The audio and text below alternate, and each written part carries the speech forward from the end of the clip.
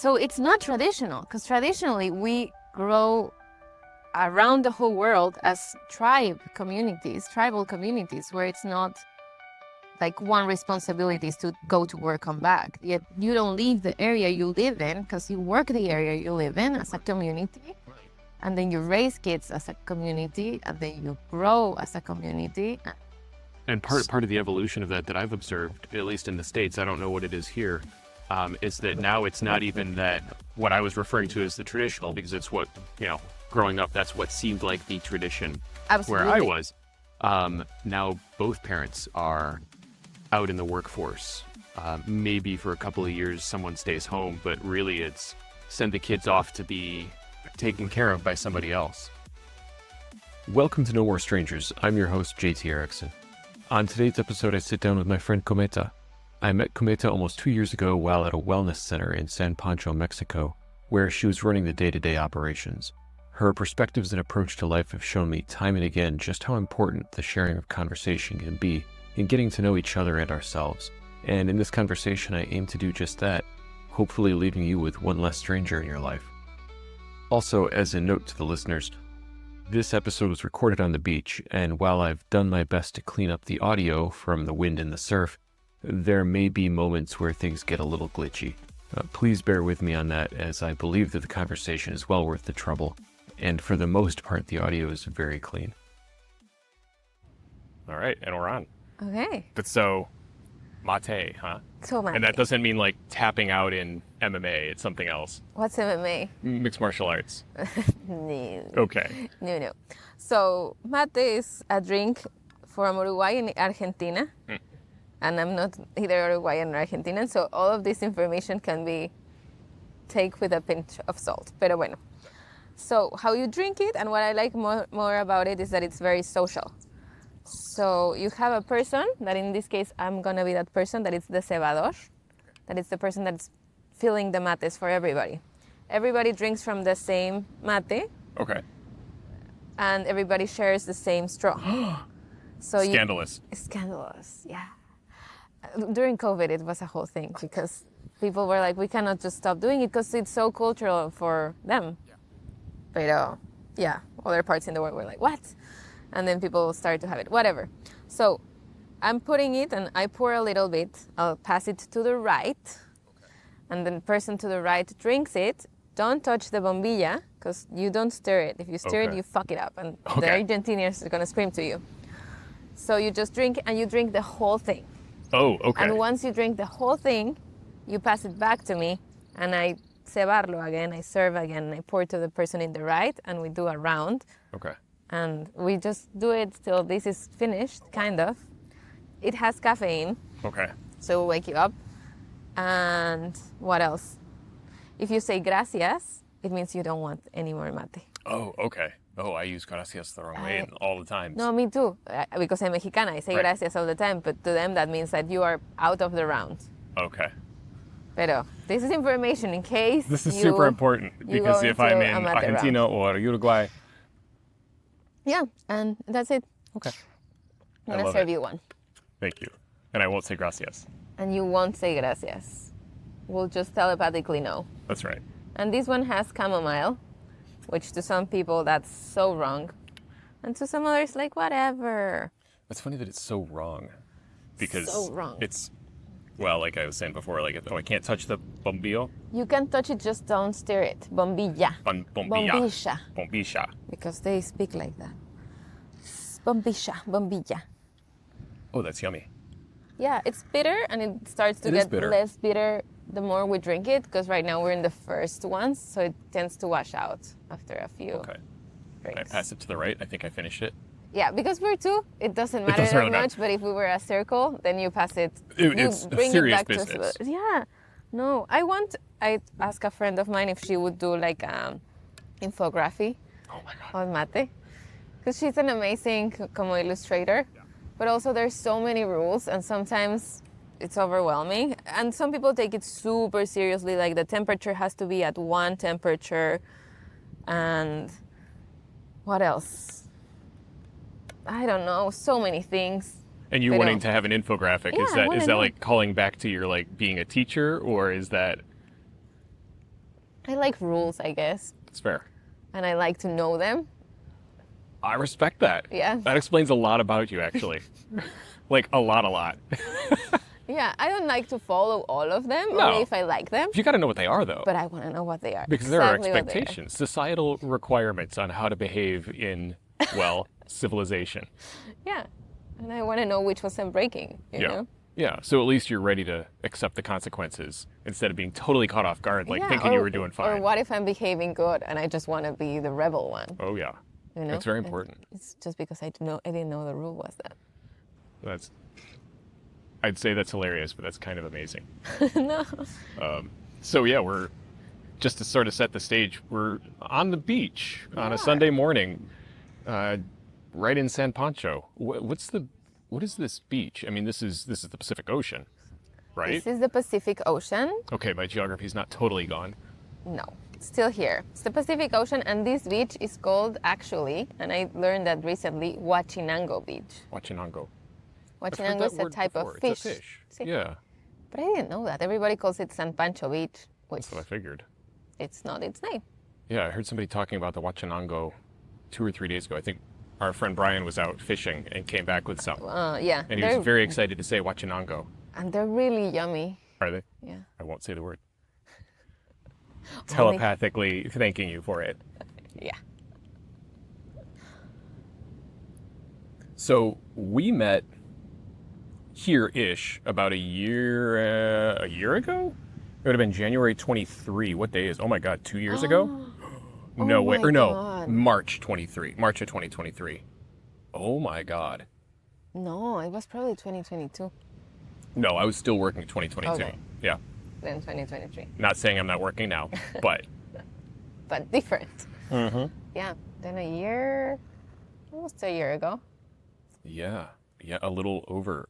Well, no, like if it was March 2023, this is Oh, we're doing 2025. Yeah, Happy New Year. Fuck. Yeah, I'm not ready for it either. I am. Are you? Yeah. 2024 was pretty cool. I mean, a lot of people disliked it, but a lot happened. To me, 2023 was so crazy, so insane, that 2024 was like come on, back to reality, normality, Oh. come on, grounding. Okay, I can see that. Okay. But at some point, it was just flat because it was so like up and down the previous year. So 2025 is like, okay, from flat, I can go to new things and explore. Yeah. So I'm excited. Why are you weirded out about 2025? Oh, that's I don't know. I feel like 2024 was just so, for me, 2024 was filled with so much change, even though it was sort of a return to normal in its own way. It's been kind of a rocky, evolving, I don't know, evolutionary year for me. And so 2025 feels like a stepping off point where I'm now moving into the unknown and not sure what's next. And, you know, there's a little bit of, I don't want to say anxiety to it, but there is this sort of, wow, what is coming next? And do I grip it white knuckle or do I just kind of flow with it? And so I'm kind of stuck in that, not stuck, I'm sort of finding myself in that space. Yeah. Yeah, it's kind of nice though. Yeah. Maybe it's give it time. Yeah. We're just in day 10 of 2025. Oh, So- like, is it the 10th? Holy cow. or the 11th. I don't even know. I'm not even going to look. Yeah, no. Yeah, I'm on a beach on a Sunday morning. I am not going to look at what day it is. No. Yeah. Yeah. But so we met almost 2 years ago here. You were doing operations for Ocho, I guess I would say. And how did you get there? Like, how did you find yourself doing that with Allison? Oh, that's the whole story. So yeah, Ocho is let's start with that. Sure. Yeah, you describe it because I will fail. No, you describe it and then I'll describe it because you are the other part of what is Ocho, and I would like to hear that. Okay. For me, Ocho, it was a little bit of an enigma, but it was Okay. also very much a place where I arrived to do a lot of healing work. And so I generally tend to look at Ocho as a place to do that healing work in a supported place. And coming back here now, it seems more like it's an Airbnb for a bunch of ne'er-do-well vagrants like myself.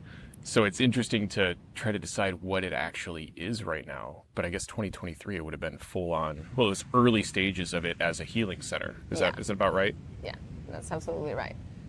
So yeah, como how it was born, it's a healing center that focuses on the people coming, but also the people supporting that person are part of being the center too. So the idea of the ocho, I don't know if you heard this before, is that the person sits in the middle, like the patient, the client, and then the staff, the facilitators, the guide, the space, the rooms, everything orbitates in a infinity eight around it. Okay. But also me as a staff member, I sit in the middle of it, and the patients, the staff, the orbitates around me, and then everything como orbitates around each other. So every single individual at Ocho has everything else moving around them in that sort of sideways infinity loop. Yeah. Oh, that's interesting. I had heard about the allusion to, that sort of infinity symbol, but I hadn't heard it described that way. So that's kind of interesting.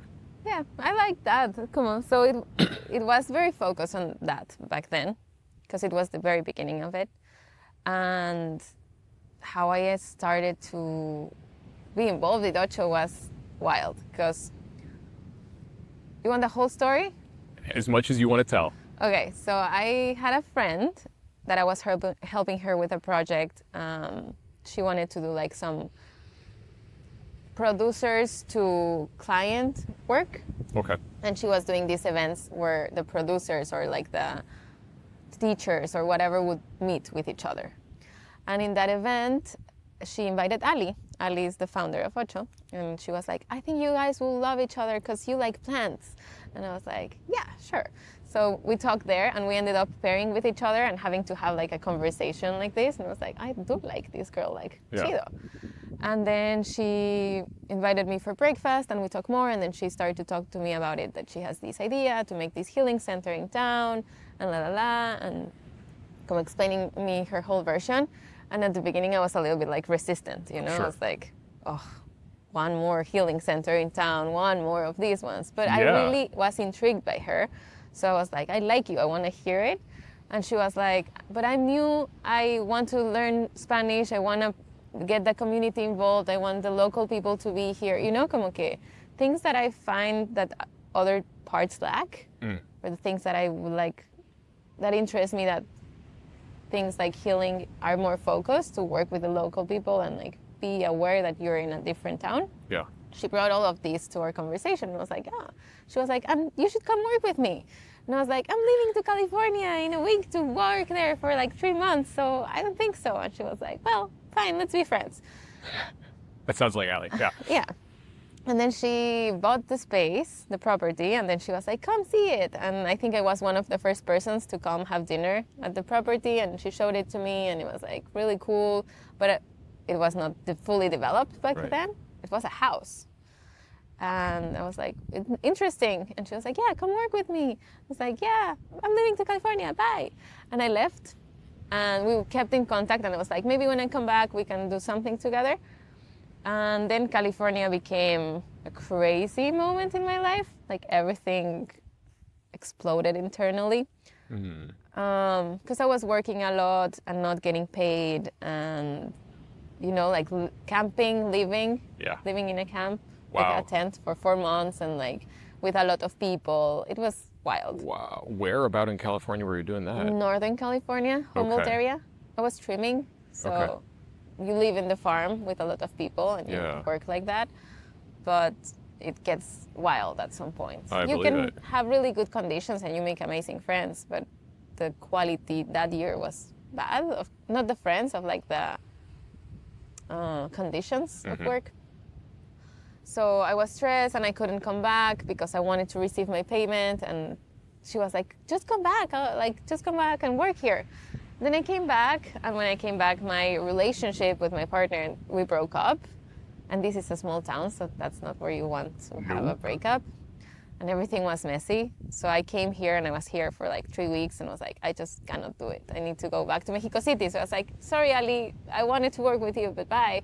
And then I left to Mexico City, and she kept like Like, if you ever want to come back, just come back, and you can live at Ocho, and you can work here, and you can leave if you don't like it. And I was in Mexico City for 3 months. And then I was like, I have my car here, my dogs, my things. I wanted to come back. Is your family in Mexico City? Yeah. Okay. So I messaged Ali and I was like, I think I'm going, but I don't have a place to live. And she was like, oh, Choi, it's huge. You can stay here. And I came, and in the beginning, it was just the two of us, doing a lot of planning and thinking and doing things. And I started working there. And I think in some way I was the first patient of Ocho, because I was in such a crisis. Sure. And it was impressive to me that she was like, you are going to receive a therapy every week by working here, because you need to be better if you want to work with people. Right. And I was like, okay. So I'm a little bit like a cat with those things. Like, yeah, okay, I'll try.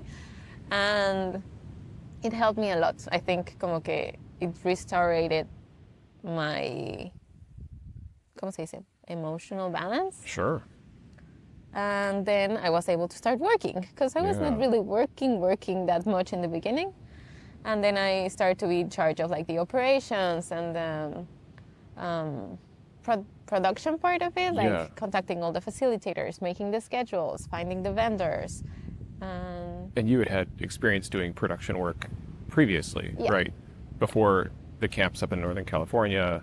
Yeah, I worked for the music industry and for the publicity industry when I was in Mexico City. So those are other types of productions. But the thing is, I think production at the very baseline is solving problems fast and in the most efficient way. Yeah.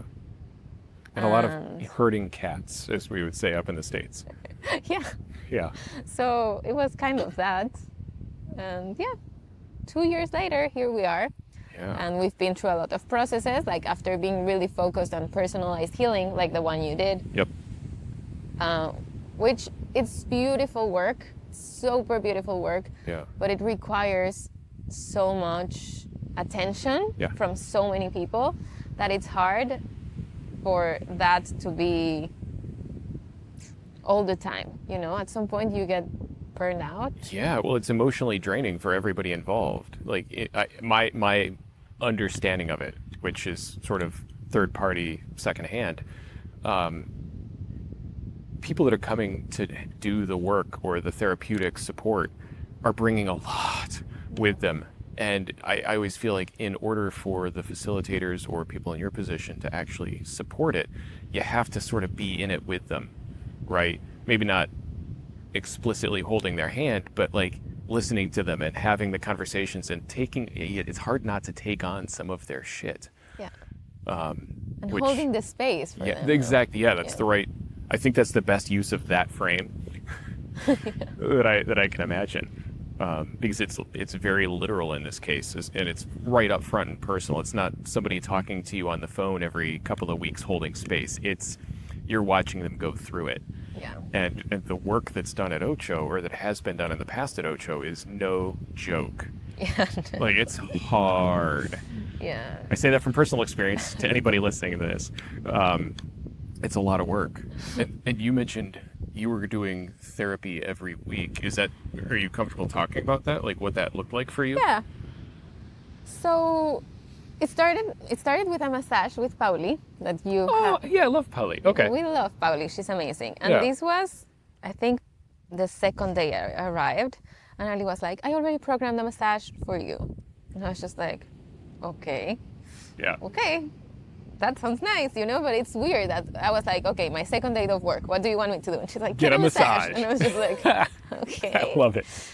And again, I want to explain that I was in a really, really vulnerable state. I was crying every day. I didn't understand what my life was going through. I am usually a really stable person. I agree with that.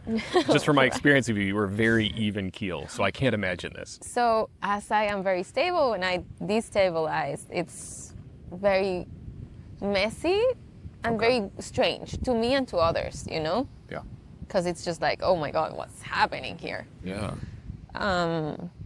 So it was strange. But then I got Pauli a massage with her, and she gave me one of super beautiful massage. And then she does like these holistic type of massages where she's a really powerful and energy channel, in my opinion. I tend to agree. Like- My first time on her table, I wept like a child. Yeah. Yeah. Yeah, she's magical. And after that we started talking, and como que I haven't talked to anyone that was not a friend about my breakup. And it's beautiful to talk to friends during a breakup, but you either have the friends that are going to be like fully on your board. That is Right. all my girlfriends are like, yeah, like stupid him. Yeah. Fuck him, you know? Yeah.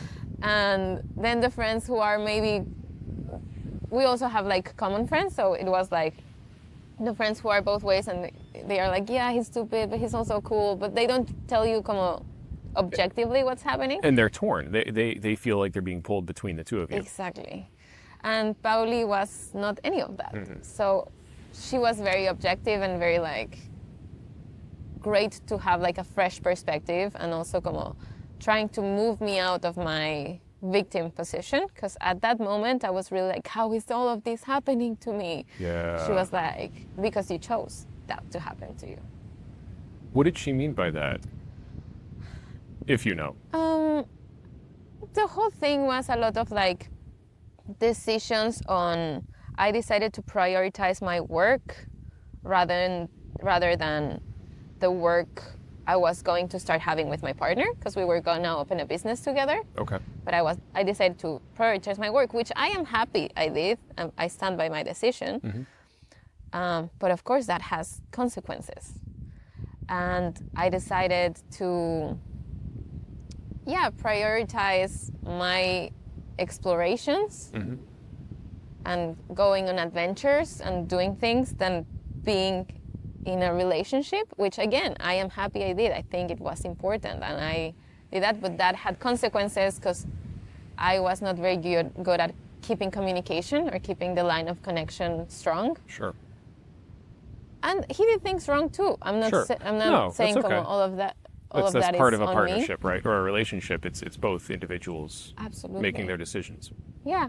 So it was, I think her moving was like, this didn't happen to you, you chose this, and this has consequences, and some of those consequences hurt. Yeah. But at the end, you have always done whatever the fuck you want, and not a lot of people do that. And I was like, oh. Oh crap! I that's resemble that. True. Yeah. And it's beautiful. At Yeah. the end of the day, I always will choose to do the fuck I want, even if the consequences are not great later. Because also I know now, and before I knew it too, that I can rebuild myself from it, and I can learn from that, grow from that, be different from that. And if we are not shaking once in a while in life, I feel we're like plants. We need the stress factor to be like, oh yeah, things need to change. Plants need the stress factor. I've heard versions of that, but I hadn't thought about it in the terms you're using. But that's interesting. Do you mind? How do you mean that? Yeah, so all plants grow better the more stress they feel. There's got to be an upper bound on that. Like there's got to be a limit to that stress. Of course. If we're here and a hurricane happens and it destroys all of it, no. Sure. But like, if you are growing houseplants, if you shake them a little bit for them to grow, that will make them grow better. You're blowing my mind. I had no idea. Yeah. If you let them dry a little bit, like what you do with a lot of plants in your house is you let them get to the dry point where the leaves start to go Just wilt a little. this way. Yeah. And then you water them, but you stress them and then they grow. Okay. Because stressful conditions make plants grow. And Yeah. we are There's that sort of aphorism of what doesn't kill me makes me stronger. yeah. That sort of seems to be at play here. And I'm sort of imagining you wandering through your house shaking your plants. No, I don't have that many indoor Okay. Indoor plants. Indoor plants. Yeah. Hi. But I do let them dry. Yeah. It's probably better than shaking them. Yeah. Like so many. Never mind. There's a bad joke about shaking babies there. And I will leave it be. That's different. Don't That's shake different. babies. Don't shake a baby? Don't Okay. shake babies. I'm just making sure. I want to understand where we have to apply these concepts of Plants, just of plants. stress. Okay, just plants. And yeah, I think probably babies during stress they grow too, but just don't shake them. Just let them cry it out. Noted. I will hold back on applying your logic to babies. So something you were saying just a moment ago sort of resonated with the conversation we were having the other day at the restaurant, where, I mean, right now, Ocho is being sold. There's a massive transition, and the confidence or the apparent confidence that you have moving forward into this sort of potential period of the unknown really struck me. Like, I thought it was really cool. Yeah. I think that's why it's really interesting to talk about, because you've got this whole broad swath of experience, and you even said that in the past, if something like this had come up, you might be anxiety ridden or unable to move forward through it. But talk through, if you don't mind, talk through how are you approaching sort of this period of change that's right in front of you? Yeah, I'm also surprised by how I'm approaching it because I feel super calm and confident about it. Which is awesome. Which is awesome. I'm super happy about it, but it's super new for me. Yeah. Like, I started working at 16, and I have never stopped. And I've done so many different things, but I have never just gone into a period of not doing much without being like, oh my God, like, I need to figure it out. What am I going to do next? How am I going to have a house? How am I going to do blah, blah, blah, blah, blah. Yeah, and just like, I tend to then get into a job or start doing something because of that anxiety of what's next. Same. So it's like, oh yeah, let's just do that because it's what's right there, let's just do it. And I don't know why. O sea, maybe growth? Or I don't know. Wait, you're maybe growing? How? deludedness? I don't know. But this time I feel confident with my skills. I think that was something I was sharing. Como, A little bit, yeah. And your flexibility, I think. yeah, como I think I have a really good mind on, again, problem solving and como helping projects and people and things to solve things, which is a skill that everyone needs. I agree with that. Everyone, you know? So I can apply that to different things. I can apply that to education, that is something I love. I can apply that to production, that is something I love. I can apply that to hospitality, like at Ocho. I can apply it to a person that is developing a project, like the girl I was telling you before. So now I'm like confident, but now at the same time, I'm like, what do I want? Right.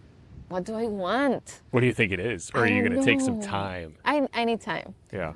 I think I've been rushed since always to be doing something, again, by myself. Sure. But also by society and by my parents and by like, what's next? All the external expectations that may or may not actually align with who you are. Yeah.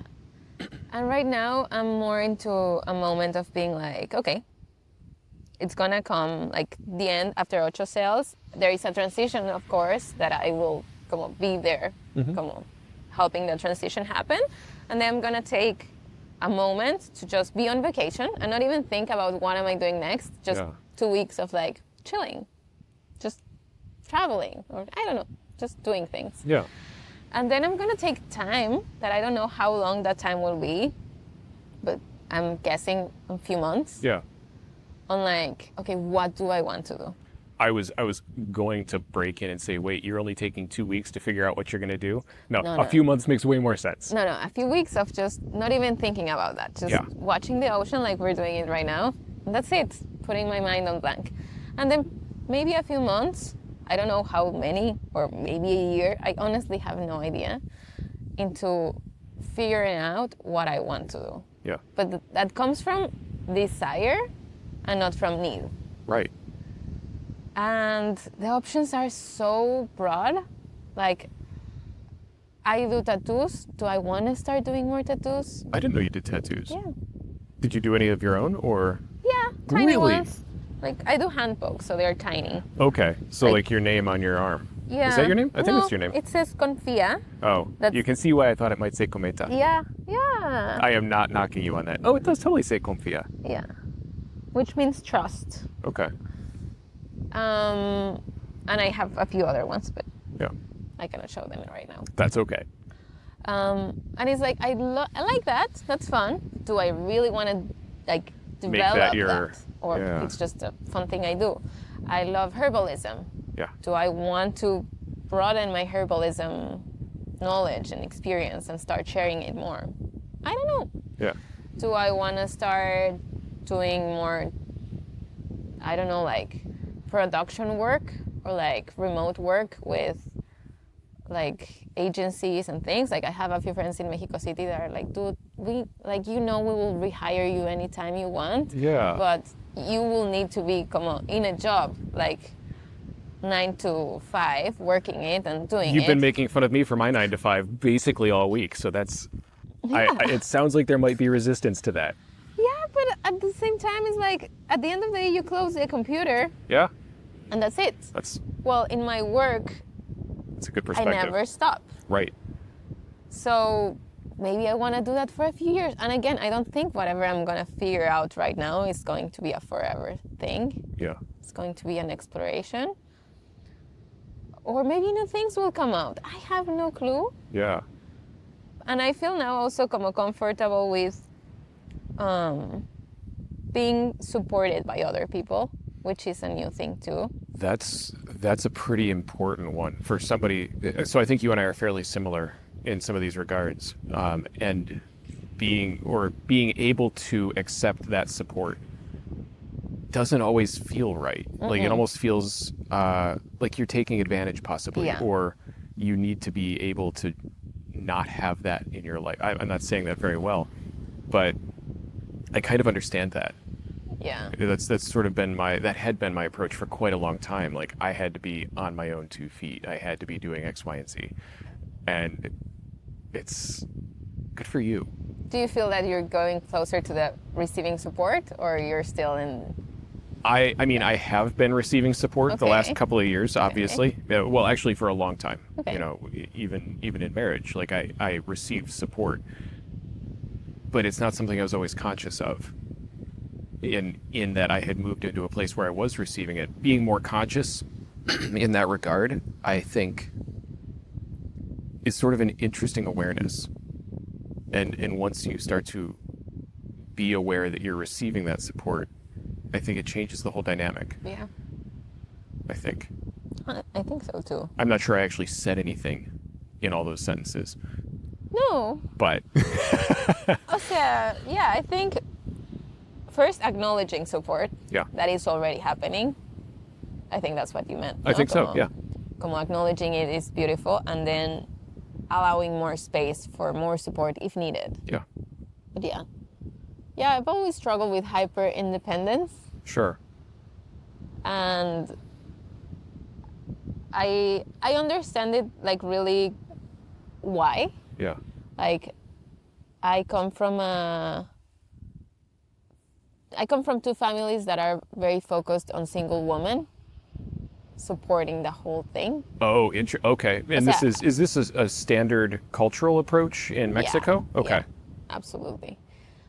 So I've sort of seen that. Okay. see, it's very common Here. here. I think in the world too. It may be. It's not as I could be speaking out of turn here. It's not. It doesn't seem to be as recognized as what it is in the States. I think also like here is more physical. Like I have my dad is present, but like for example, his dad was not present at all, and you know, como que there is a lot of like missing father figures in Latino or Mexican culture. I didn't realize that. Okay. But I feel that in the States, for example, there is presence, but the mom is doing everything. I have seen that. You know, like they are there, but they are like a sofa. You know, like Yeah. they're present, but everything relies on the mom. So it's like singlehood. Gracias. But I'm saying gracias. Oh, you're saying gracias. We're done. I'm done with the mate. that I am going to mate. be buzzing on that. I apologize for interrupting. No worries. But there's sort of the I'm sofa. gonna take this Sure. out. Sure, I'll hit pause real quick. Yeah. And we're back. Okay. I can't wait to see how the audio is with the surf in the back. But the missing father figures in Latino culture, and the fathers being sort of, you said the sofa. Where are you going with that? Gringo culture. Oh, I'm going Oh, in there. gringo culture. I feel so. Oh, interesting. I'm gonna think about that. Go on. Yeah. O sea, my perspective is that Mexico and Latin America, but let's just focus in Mexico because that's where I That's your am. experience. That's my experience. Like, there's a lot of missing father, absent father. We even have a joke of like the dad se fue por cigarros. He went for Oh my God, we have the same joke. Yeah. Yeah. My dad left for cigarettes when I was 5, and I'm still waiting for him to come back. I've heard that. I Yeah. have friends where that happened. Yeah. And my perspective, again, very biased by my own experience, but I feel that in gringo culture, there could be more presence of fathers. Like, they didn't live for cigarettes, but they don't do much about being an active parent. Sure. Probably we can expand this to the world We probably could. because I feel parenthood has been relaying on the mom side for centuries. Right, because I mean, we can talk sort of like the traditional model, right? And it's not necessarily broadly the case anymore, but where the dad goes out and does construction or office job or something like that and is totally invested in that side of the world, and the mother is staying at home raising the kids, cooking the meals, taking them to sports, being part of the community and the schools. Is that kind of what you're referring to? Because when the father comes back from work, they're exhausted. Well, And but the mom is been working the whole day 100%. too, and she's 100%. exhausted too. 100%. Yeah. Like, and something cool that I found out recently, you said like the traditional model is that one. Yeah. That model is not traditional. That model started with the Industrial Revolution. Oh, good call. When, like, we needed more workers. So we sent men to work at the industries, at the factories, then later the offices. And we needed someone to take care of the household, but for free. That's right. So we have women doing home labor for free to support the system of capitalism that is instructed everywhere. And that creates this of oppressing system where the boss oppresses the employee oppresses the labor worker, the household labor worker, which is usually the wife or woman. the mother or however. Yeah. Yeah. And it just goes like that. Yeah. Oh, so, interesting. So it's not traditional, because traditionally we grow around the whole world as tribal communities, where it's not like one responsibility is to go to work, come back. Yet you don't leave the area you live in because you work the area you live in as a community. Right. And then you raise kids as a community, and then you grow as a community. And part of the evolution of that I've observed, at least in the States, I don't know what it is here, is that now it's not even that what I was referring to as the traditional, because it's what, growing up, that's what seemed like the tradition. Absolutely. Where I was. Now both parents are out in the workforce. Maybe for a couple of years someone stays home, but really it's send the kids off to be taken care of by somebody else. But who is that person taking care of? The children. No. Oh, who's doing that? Who is doing that? Oh, yeah, it's almost always women, isn't it? It's almost always women, and it's always women from a different social scale. Absolutely. No, I agree completely. So, again, we're like... It's still that system that you're referring to as being oppressive. If the worker becomes the women, the mom, then she needs to go oppress. And oppressing, not in like a mean way where you're conscious about it. It's just like how the system works. You go and oppress the next person you can. But it's very rare that it's a man, even in the lower scale, social scale. It's usually a woman. Yeah, and I wonder if there's a natural inclination. Well, I not even wonder. I strongly suspect that there's also a more nurturing element, or women tend to be drawn more towards that nurturing side of work. You don't think so? No. I don't know a lot of guys that are that nurturing. I think we're conditioned. Interesting. We're conditioned to be more nurture. We're conditioned to put other people's feelings before us. We're conditioned for that. Oh, I'm conditioned for that. And being conditioned for that, makes it more natural. And then it becomes like expected from that gender, you know? Like, for example, I have a friend, she just had her baby. The baby's tiny. And we talk about these subjects very constantly. And she was like, my new feminism act is that every time I am with a group of friends and I have my baby and I need to leave for the bathroom or go do something, I pass my baby to a man instead of a woman. And she's like, and usually they're all super scared, like, Oh my what do God. I would do take the this? baby in a heartbeat. Yeah, I'd be like, let's go. that's great. Yeah. But that's probably That's not a what she's rare experiencing. case, you Okay. know? O sea, like usually you pass the baby to the woman next to you. Like, yeah, of course. Or if it's a group of friends, I'm not saying strangers. But she's like, usually they're like weirded out by it. Like a little bit like, oh, what do I do? And I asked her, like, aren't you scared they're gonna drop them? And she was like, No. do you see what you're saying? And I was like, oh, yeah. Yeah. She's like, why would a woman not drop him and a man do it? Because we There's a think strong suggestion there, right? In terms of whatever, how do you say? Wow, you could refer to that as sort of a cultural expectation. Yeah.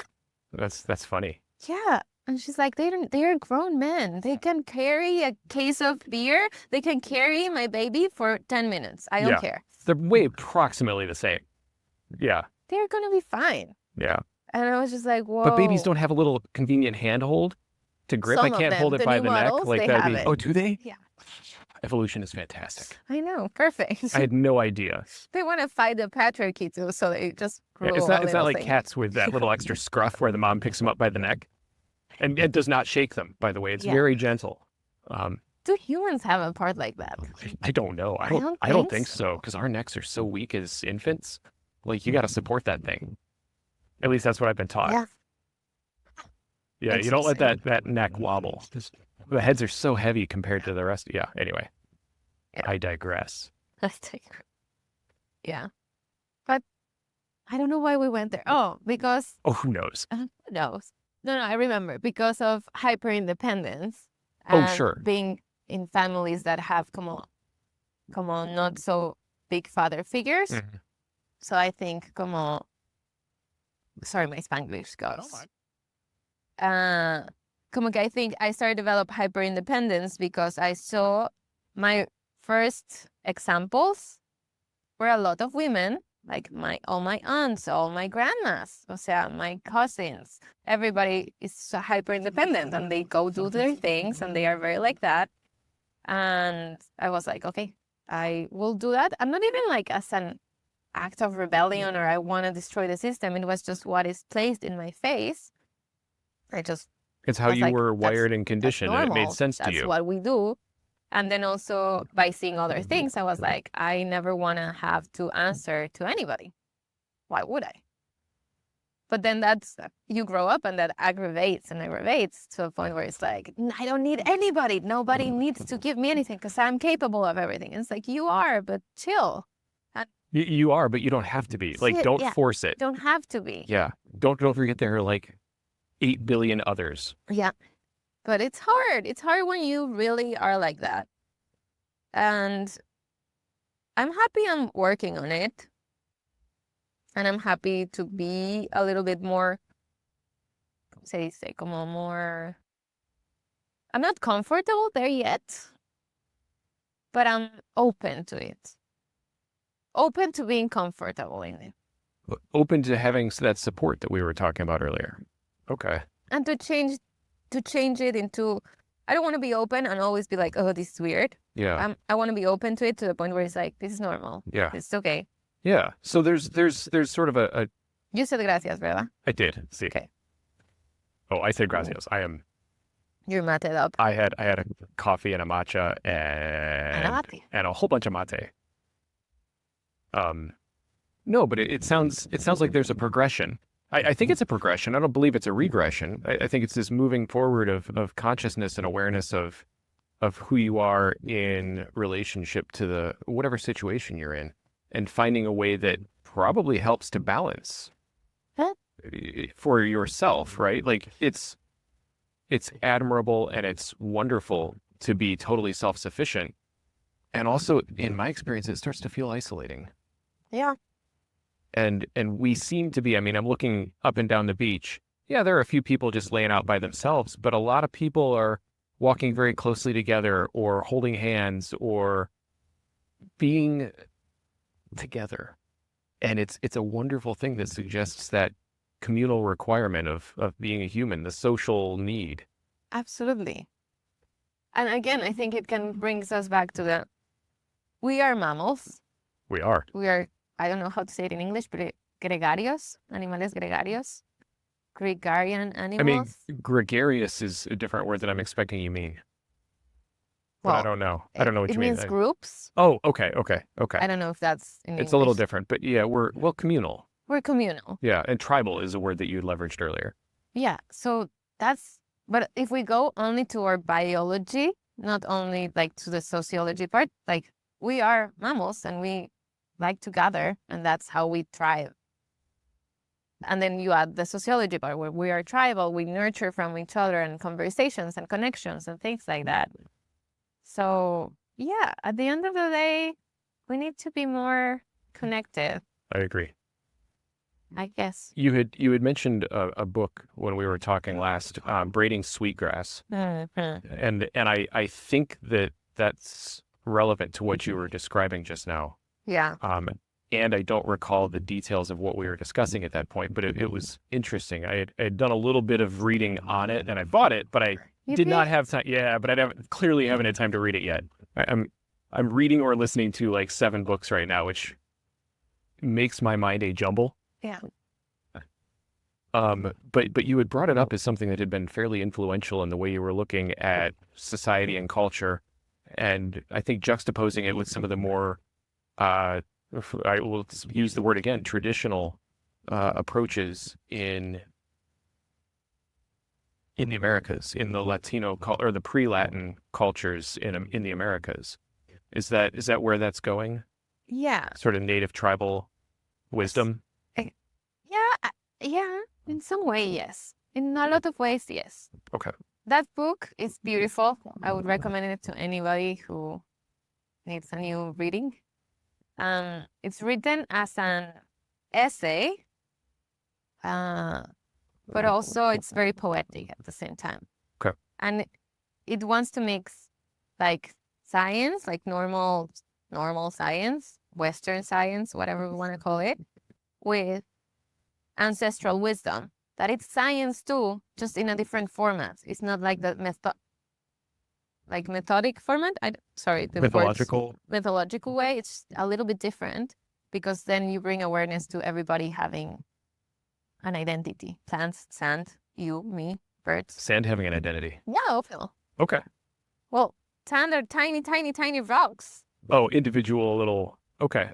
I was thinking about it in terms of consciousness, and Also it's interesting too, to consider a grain of sand having consciousness. that's the whole point. Okay. Come on. In this book, it starts with, I think that's what I told you. It starts with explaining the formation of the world by 2 different spiritual ways of saying. Sure. One is like the Judeo-Christian, and it's like the world was like God created Adam and Eve. Mm-hmm. The world was a paradise. They did something wrong.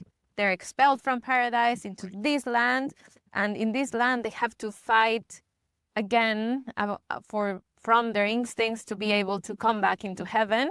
Yeah. And now all of their kids have the original sin in them and they're guilty. Right. And because something happened in the past that you're already guilty for, but you were just born here.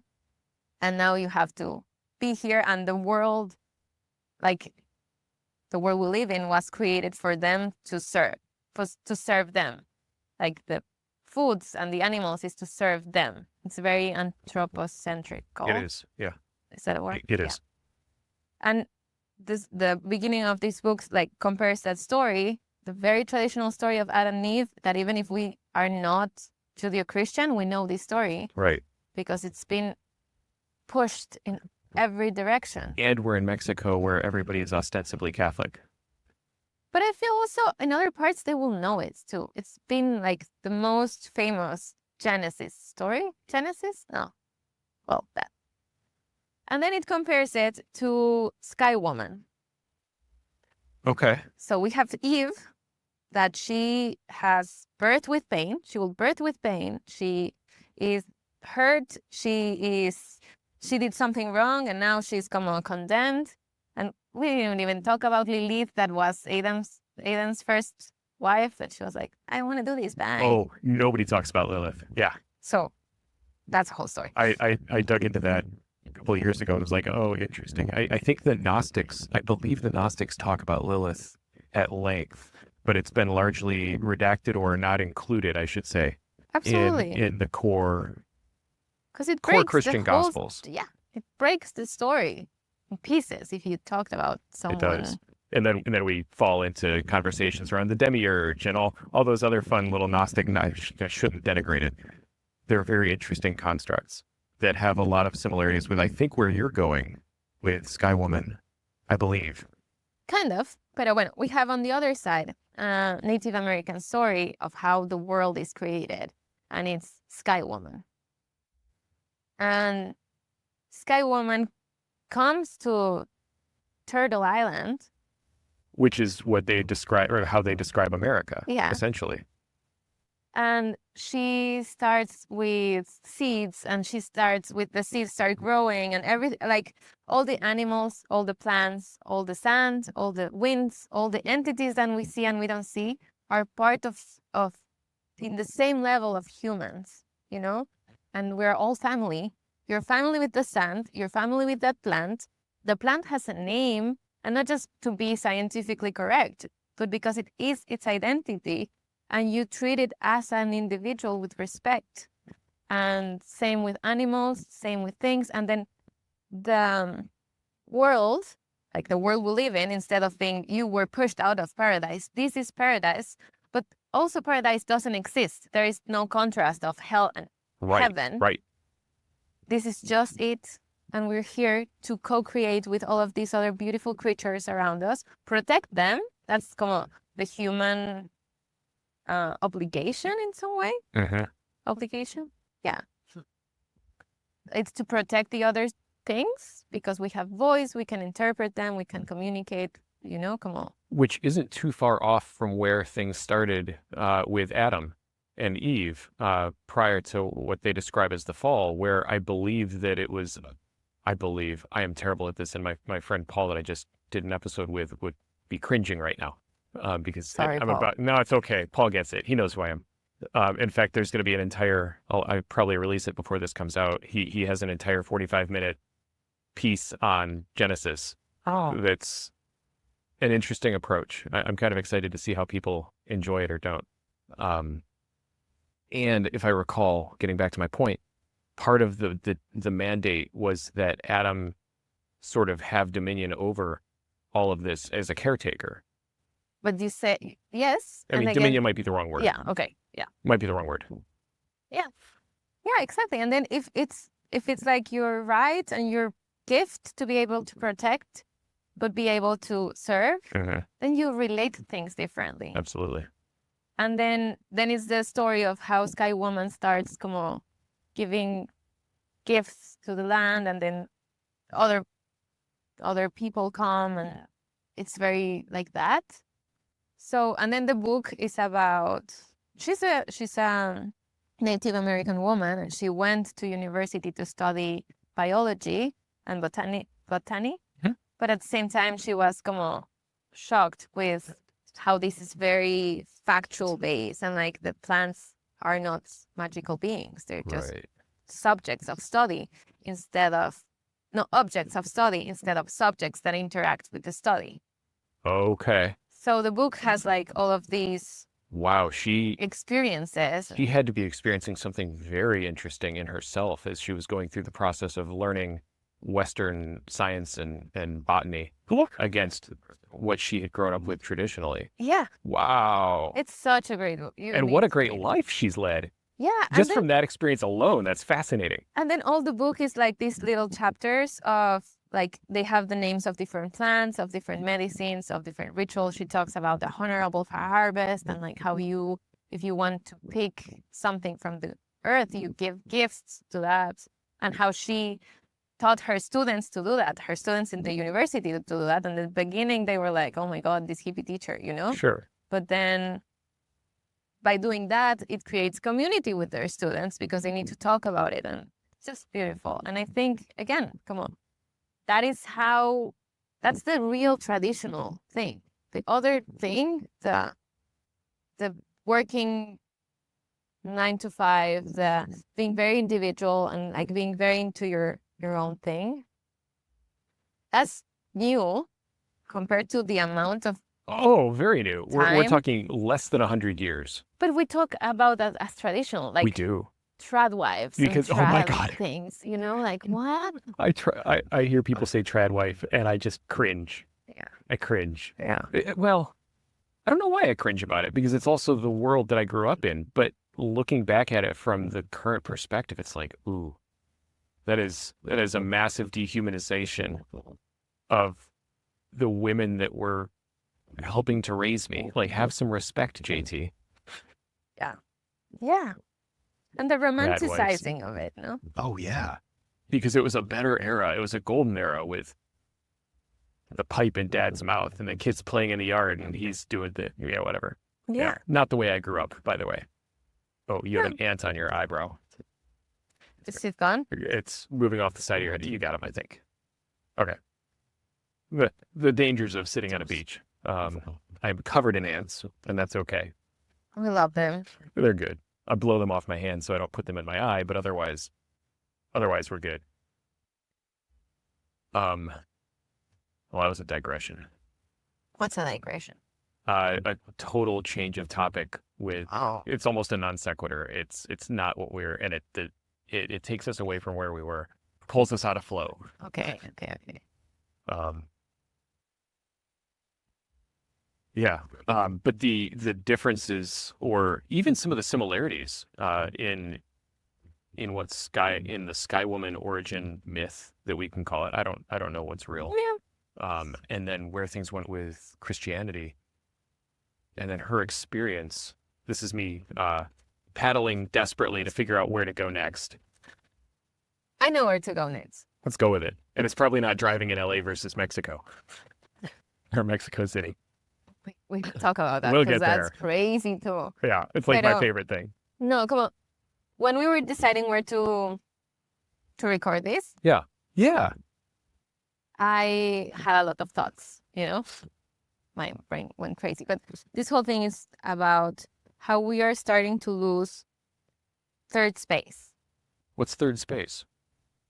Third space is a space like the beach Okay. or a park Okay. that it's a public space where we can do this. Communal, but capacity for space. Yeah, and where you can just go and have a conversation, drink Yeah. a couple of mates, Yeah.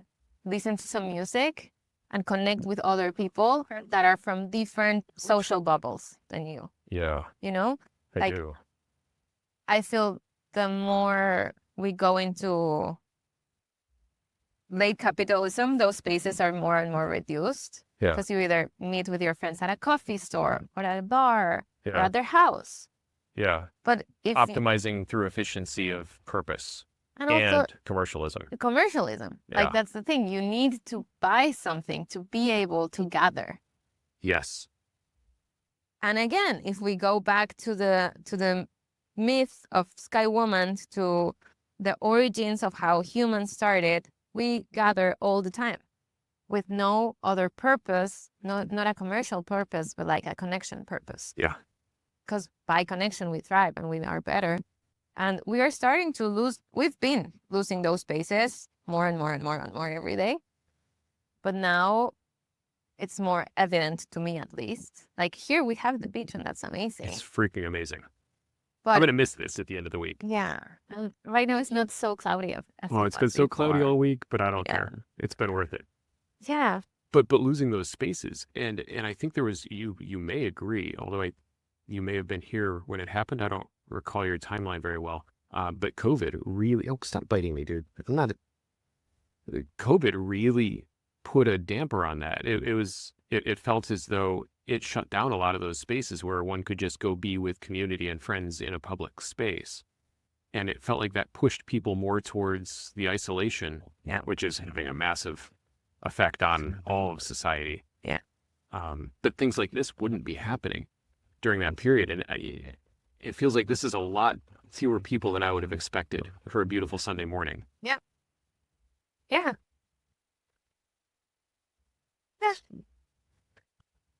I don't know. I feel also como we start to be more anxious about these spaces too. You know, we feel Yeah. awkward Yeah. going to the park and reading. Yeah. We feel awkward. Well, if we are here and we're drinking mates and doing that, and Yeah. beach allows us to just lay here and be here because we have the ocean, the sun, and we could just come here and sit in your. And the excuse is, oh, we're going to go tan or we're going to Exactly. go whatever. And it's not about relaxing and enjoying someone else's company, which I think it should be. And I say that. And I've spent the last week, working from my room at Ocho and then making my food and then going back up to my room at Ocho to do other work instead of being in what is ostensibly a communal space at this point in time. And I was thinking about that last night, and it made me a little sad. And that wasn't how I was before COVID. Like I remember going out to the park and just finding people that were doing cool things and talking to them, or just sitting down with a book with my back against a tree. And I can't remember the last time I did that. Well, I can, and it was a long time ago. It was before COVID. It was well before COVID, frankly. And It was probably 15 years ago. Now you don't do it because you feel scared, because it's not in your mindset, or because you feel weird about doing that? I think that's interesting. I think it's a combination. It doesn't feel as comfortable because I've reset my expectations of what I should be doing, right? If I'm going to read a book, well, why would I go somewhere else? I could do that on the couch. If I'm going to eat a meal out somewhere, well, I don't really want to pay for it because prices are silly now, but why not just cook at home? And it's too far for anybody to come, so I'll just eat alone.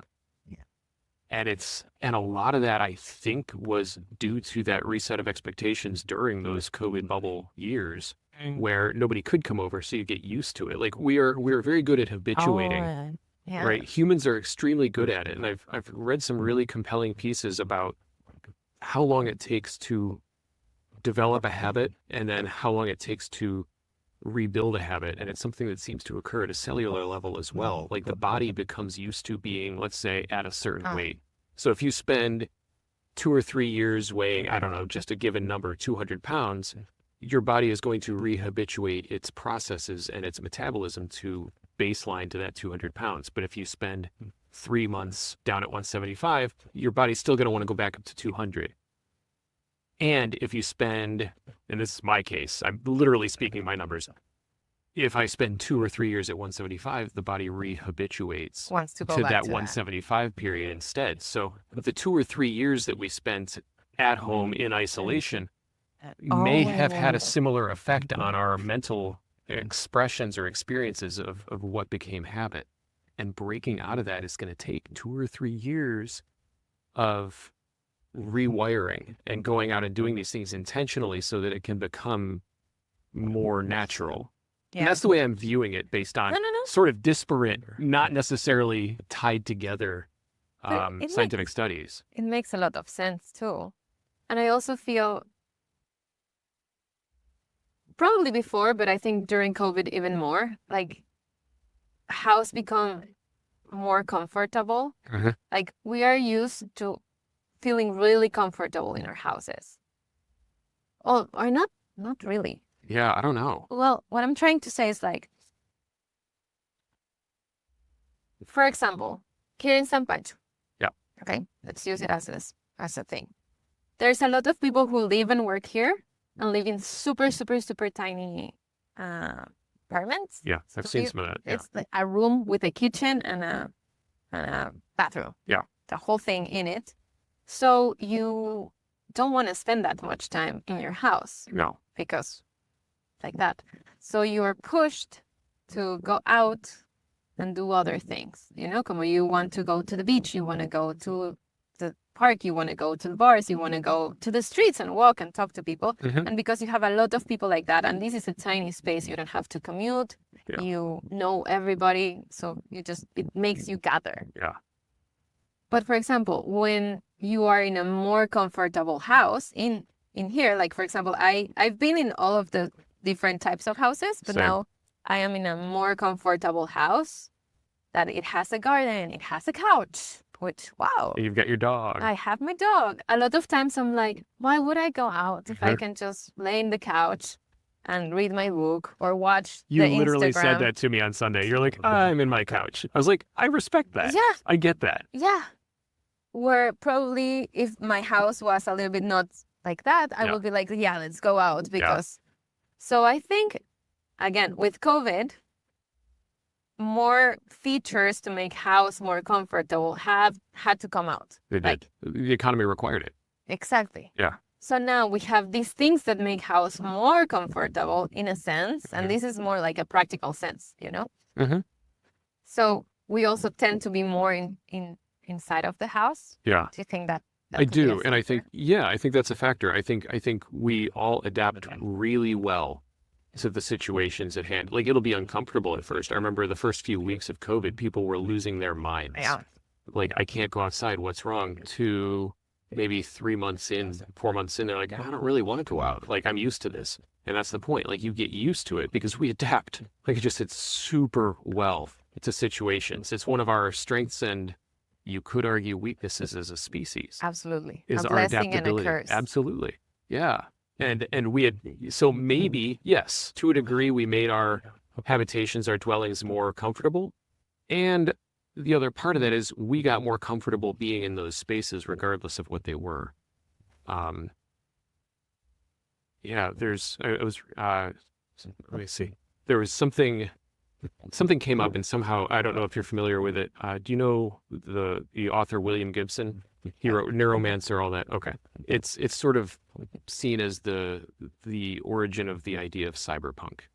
And Interesting. yeah, it's pretty cool. He sort of wrote the Bible for it. What's that?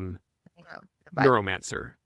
Neuromancer? Neuromans? Yeah. And one of the things he described was these sort of pod hotels or capsule hotels where you could rent a very small space, which was literally just enough room for 1 or 2 people to sleep, and that was it.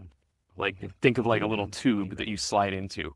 Yeah. Well, those things exist in Japan now, and people are sort of used to it. Like, but to your point, you can't spend much time in there unless you get used to it. So you're going back out and doing things in the world. It almost forces you to engage, but in the case of Neuromancer, it's more from a commercial standpoint because the corporations had taken over. It's a whole. Yeah. I mean, anything you see these days around those genres of what am I trying to think? Dystopian nightmares are directly influenced by his writing.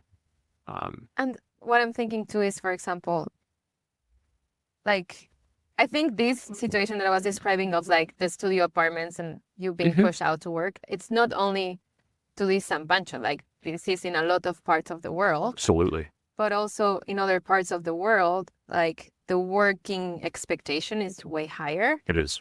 So you are living in a tiny capsule, but then you just go to work, go back to your capsule, put the TV on, watch the TV, go back. Because it Go keeps back. you a productive consumer, Yeah. So that which is also, unfortunate. I don't know. Yeah, it's very disturbing. To me. Let's see, what time we got? How long have we been at this? Oh, it's 11:35. We've been going. Ooh. What time did we start? I don't really know.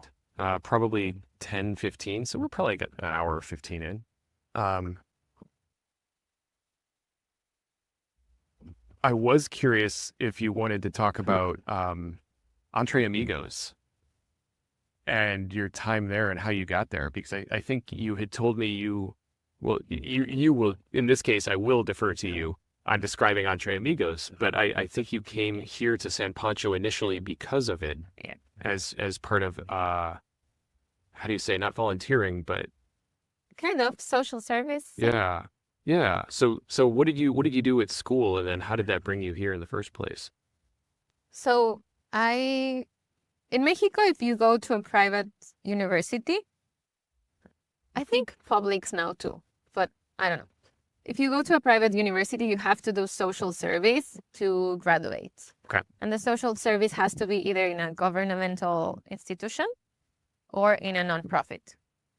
And well, when I was going to graduate, I wanted to go to it in a non-governmental institution. Sure. And I applied for Entre Amigos and I got it. Well, I actually was going to go to another place in Oaxaca. But then that project was canceled. And if I didn't have my social service done that year, it will take me a whole other year to graduate. And I was like, please. So I called them and I was like, please accept me back. And they were like, okay, yeah, come. So I came here and the project was for, I think, 3 months, a little bit less. Oh, that's all. Okay. Yeah. I think 3 months.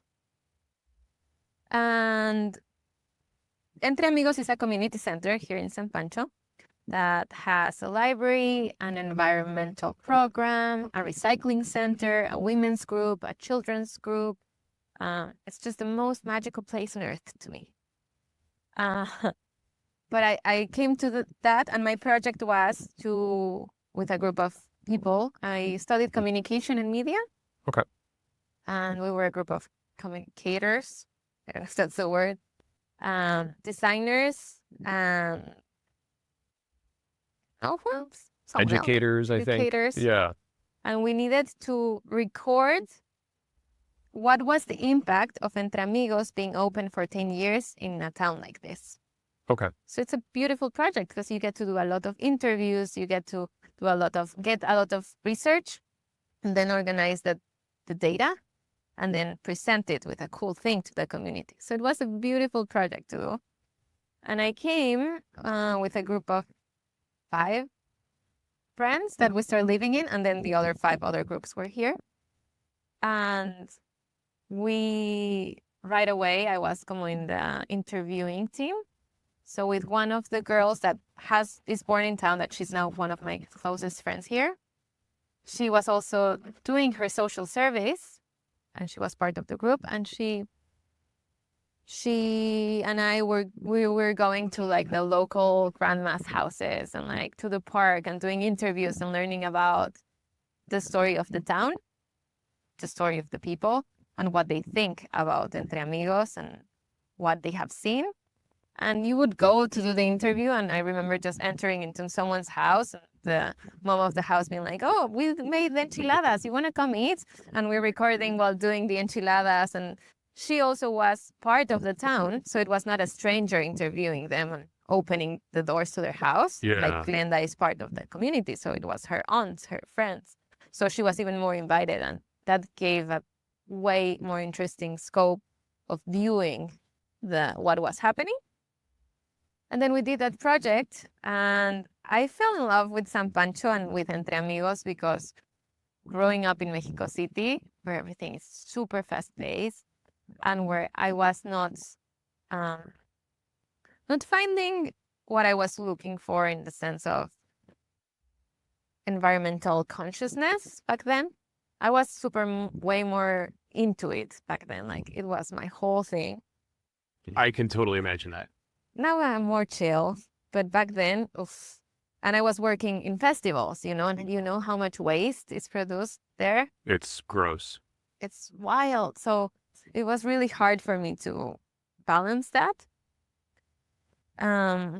So when I came here, I found a community that cared about that focused children and environmentalism as the root, the whole town. I was like, what? You can do that? And we're all friends? How does that happen? What? And you are here living your best lives? Yeah. How? And how can you scale it? Because something like that doesn't seem reasonable in a place like Mexico City or Los Angeles, or you name a large metropolitan area. Like, scaling that is hard, I think. Yeah, no, absolutely. If it wasn't, I'm sure it would be done more. Absolutely, right? Because I think also the limitations of the space, like this is an area that it's confined to a space and you can work within the area, but cities those limits become. Yeah. There's a density that requires more sophistication and more infrastructure that doesn't necessarily have the same opportunity. And you lose the sense of barrios, you know? You know what barrio is? I think I do, but maybe I'm wrong. I was thinking of it as a very small. No, I got nothing. So I think maybe the translation to it would be neighborhoods, but Yeah, a little okay. bit bigger. Oh, I feel a little vindicated. Go on. Huh? I feel better now. I think that's what I was trying for. Okay. So with barrios, like if you work within the barrio, you attend the barrio community. No, needs by the community, and you can create a social sphere in the barrio. And then different barrios have different needs, and you work around with them. But in new cities, the barrios is how most cities started. Mhm. You know, like Mhm. a lot of places have like little Italy, little Yes. China, little but Growing near now Cleveland, it was always Little Italy, and there's all the pierogies from the Polish people. Yeah. exactly. So you have these barrios, and they work within their needs. But now, how cities are working is like those, like you live here, but you work in the super far away, and or you get displaced because that place is now gentrified and you need to move out. Right. It just becomes very strange. So Yeah, you lose that connection. it stops being a barrio. Yeah. And here, because it's tiny and the limitations of the physical space are there, it works as a barrio community. In It some totally sense. does. I mean, I say that as we look at some of the beautiful, gigantic homes going up that are isolated from everything. I see the walls, Yeah. They're wild. but that's fine. Like, that's fine. It's not disrupting the system or the ecosystem, I don't believe, minus the gentrification and the price.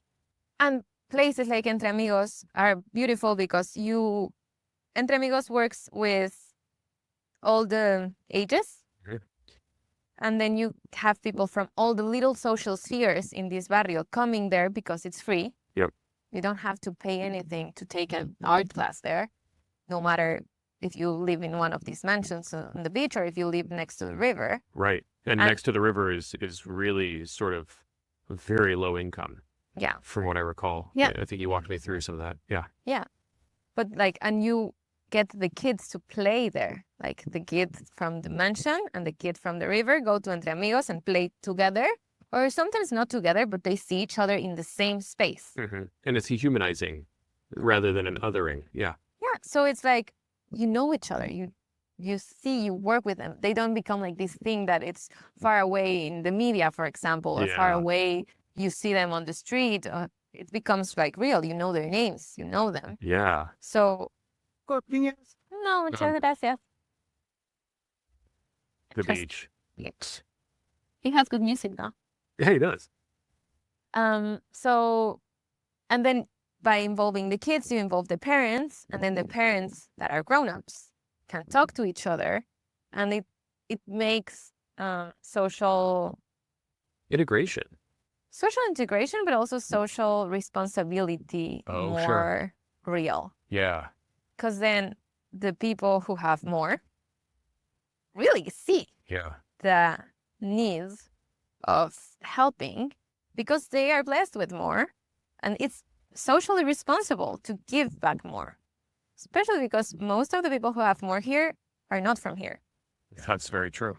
So then it becomes like, okay, I have this, I need to give back to this. How do I give back to this? And then you have like these amazing volunteer programs, and Entre Amigos runs by only donations.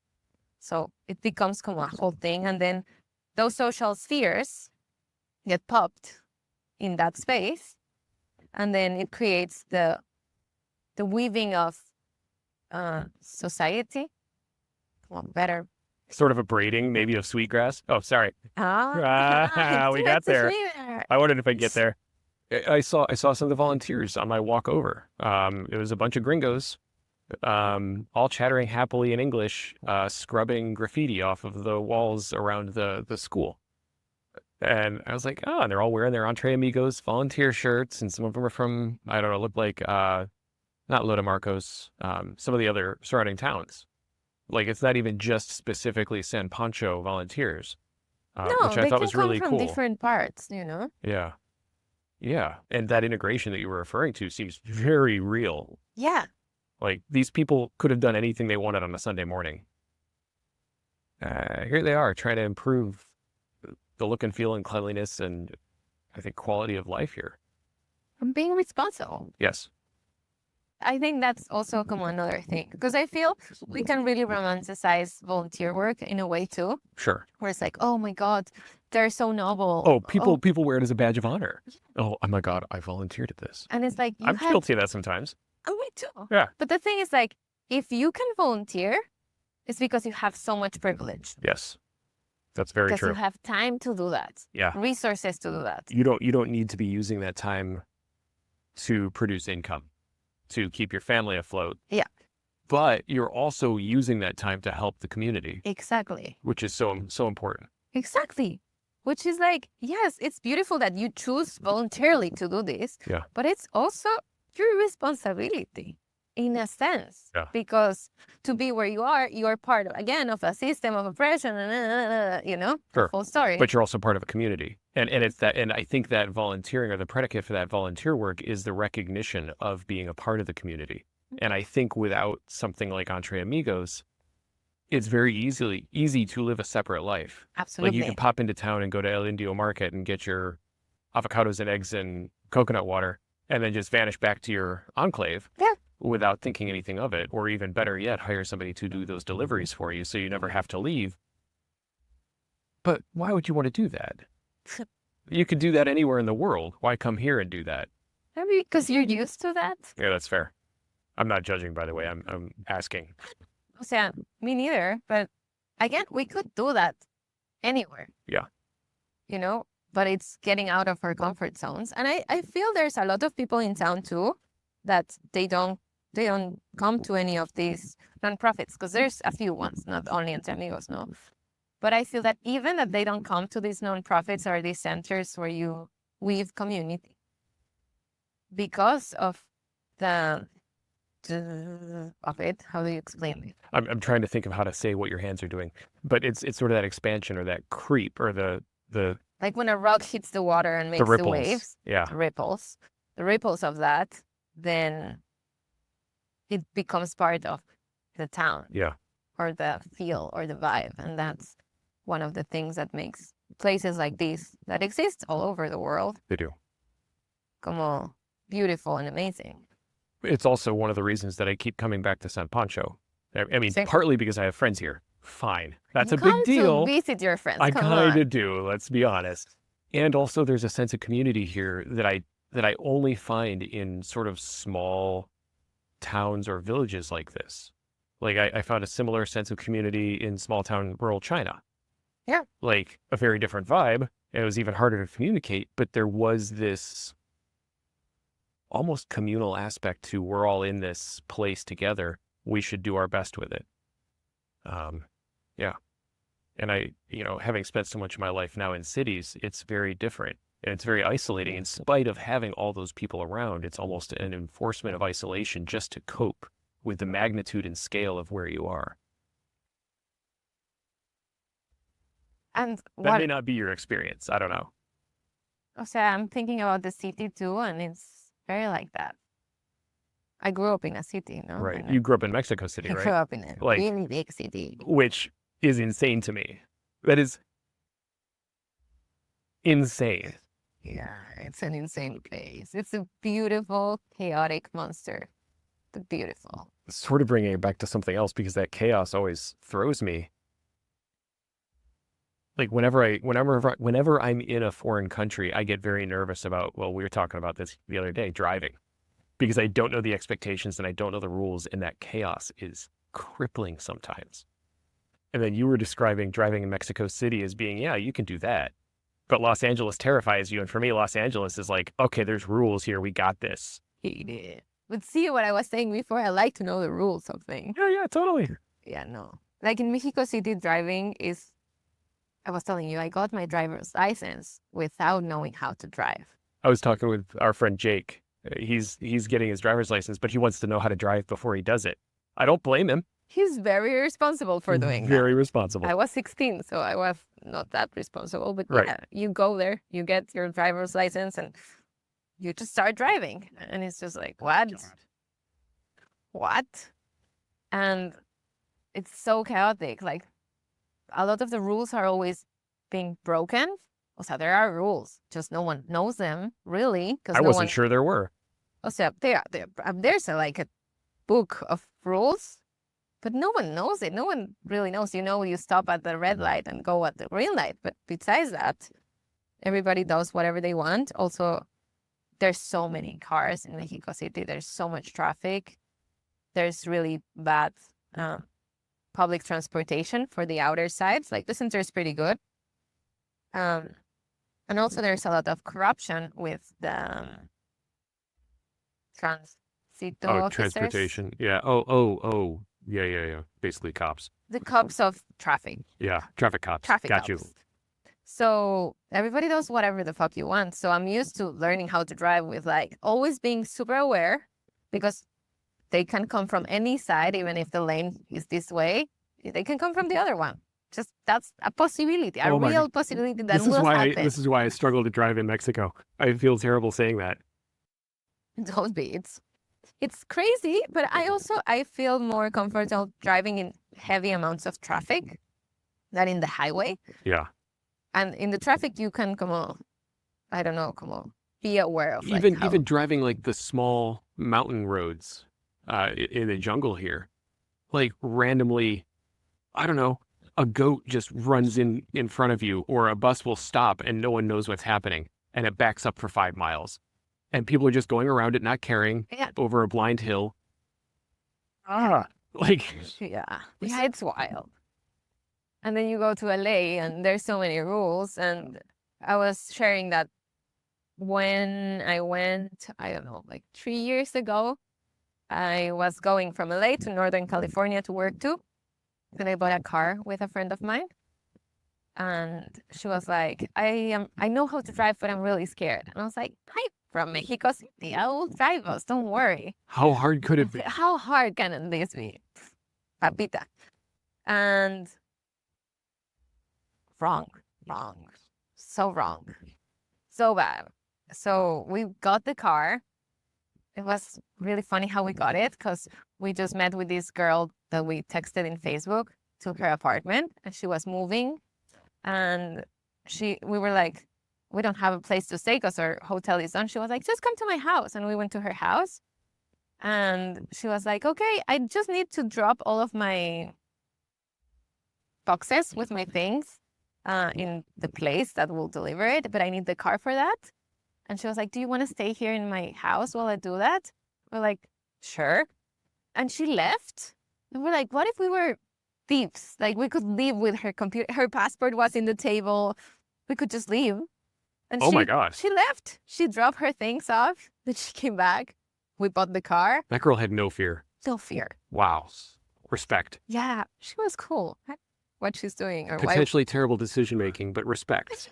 Yeah, we got the car. We dropped her off at the bank because we paid with a check. I don't know, it was weird. Then we started driving. I love life, by the way. That's just how this works. It's weird. Yeah, it's very weird. And then I'm driving, and then we need to start going up to Humboldt County. So we need to start taking what is the one? Oh, yeah, the 101, the 101, 405, the one. 5, The 101. And then there is this craziness of like, I don't know, 17 lanes. Maybe I'm exaggerating, but they were It feels like it. You're good. They were many. And it's me and Jose, and she's from Argentina. So I don't know how driving is there, but we have no idea. So we're driving in the low lane, fast space. The left lane? In the lowest one. Okay, the right lane. We're there. And then we see that there's like this lane that is carpool. Yeah, all the way to the And it says left. 2 people or more. And we were like, we're 2. We should go there, right? O sea, this is a rule, probably. Yeah. And we just started going there. And it was in the very beginning, so not many cars. And then we're in that lane. And I'm driving slow. I drive like a grandma here in Mexico. Can confirm. So in the States, it's like, what the fuck? And then everybody just started like honking their horns, calling us names, being crazy. And first, we don't know why. because we didn't know that you needed to go super mega fast in that lane. Yeah. We just are like, what the fuck? Like, are they just weird? We didn't know it was to us in the first minute. And then we start understanding that it's to us because people are passing us and just flipping off the finger and being like, yeah, you're stupid. And we're like, oh, what are we doing? And then como que we start seeing that everybody's going faster. And then she's like, I think we need to change to the slowest lane that is all the way over there at a fast pace. And these people are trying to pass us because they're insane. And I'm like, oh my God, how am I doing this Oh, in a crisis? We have mate, by the way, too. And that Oh, I God. remember this. I'm like, okay, so we start doing that, but little by little, because it's so freaking terrifying. right. And that was insane. And meanwhile, for all of them, you were the one breaking the rules, even though you were trying to be as safe as you possibly could in a situation that was terrifying for It you. was so bad. Terrifying. It was so bad. Yeah. And I think that, like, everybody expected me to know the rules. Right. Where in Mexico City, Everybody expected you to not know the rules. yeah. Yeah. So it was weird. And then also, like, learning that in any when a road ends, you need to stop, even if there's no red light. When the road ends, you need to stop. What do Like, you mean? if here's a road and then here's another Oh, road, okay. here you need to stop. Yeah. Regardless Okay. of there's no cars, no humans, no red light. You need to stop and then go. I mean, it makes sense. Anytime you do a cross street, okay. That doesn't make sense. If there's no cars and no humans, why do I Yeah. need to stop? I tend to agree with you. I don't know. I didn't know that was a rule, actually, unless it was marked with a stop sign. Interesting. Oh, that's a rule. I Huh. learned it. I did not know that. I'm a terrible rule follower, apparently. Because a lady came and was like, you need to stop it. And I was like, you're not even crossing the street. What the fuck? And then a friend of mine was like, you really need to follow all the rules because you don't want to be stopped Yeah. by the cops. Which is totally opposite of your experience growing up in Mexico City. Yeah. And in Mexico City, the cops stop you and they always want money, Yeah. Oh, it's always a bribe. always. And because I grew up in Mexico City, I know what to say to them, to not give them money, but also to like make them like, you are the one being mean, you know? So let me go. I feel like I should learn that. But I don't know how to learn that in the States. Are they very corrupt there too? Not in my, well, okay. I have a very different opinion on that because I've only ever been stopped when I'm going like 30 miles over. So it's usually my fault. Okay. So my approach is usually try to remember to turn the radio down and don't be a dick. Like, I'm not the right person to ask. Okay. So I don't know. But like here, for example, in Nayarit, the cops are not so used. They're corrupt, but not the same level as in Mexico City. Sure. And they are not used to someone speaking back to them in the sense of like, you didn't present yourself. You didn't tell me your name. Show me where I'm doing things wrong. Oh my God, you're one of those. I love it. Yeah. And I'm like, I would never handle them my license. I just put it through the Through the window. Yeah. I'm like, I'm not giving it to you. Because they might not give it back. Exactly. I think that happened to Riley, right? Probably. Like he got stopped and they took his license for speeding or something, and then he never Oh. got it back, and then Yeah, for crossing a red light that Oh, was is that what it not a was? red light. oh my God. And he got stopped, and I tried to be like, dude, what the fuck? And he ended up giving them their license, and he never got that license, but his license is from the States, so he just got another license. Yeah. And And because there's no The license. computerized system to keep track of things, it'll be there forever and no one will know. That's amazing. that's wild. Wild. Well, I think we're pretty much talked out, unless there's anything else you want to chat about. Not really. I kind of want to just enjoy the beach for a little bit and then go find some food. Look at the beautiful image. It is beautiful. Cometa, thank you so much. Thank you. I really appreciate This you was taking fun. time. Thank you. I enjoy this. That's why I do it. Well, okay, that's part of why I do it. It's most of why I do it. If it's the motor of it. It works for me. Yeah. Anyway, thank you. Thank I you. really appreciate you. Thank you. Bye, everybody. Bye.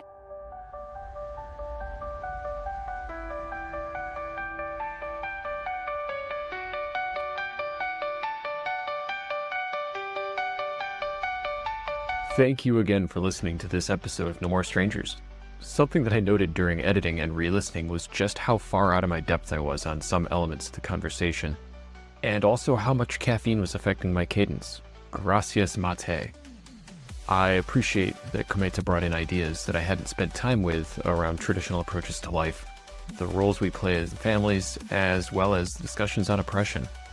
It's something worth considering in the future for myself, and I'm curious to see how this discussion will influence my thinking over time. I guess we'll find out. Until next time, take care, and as always, please be good to each other.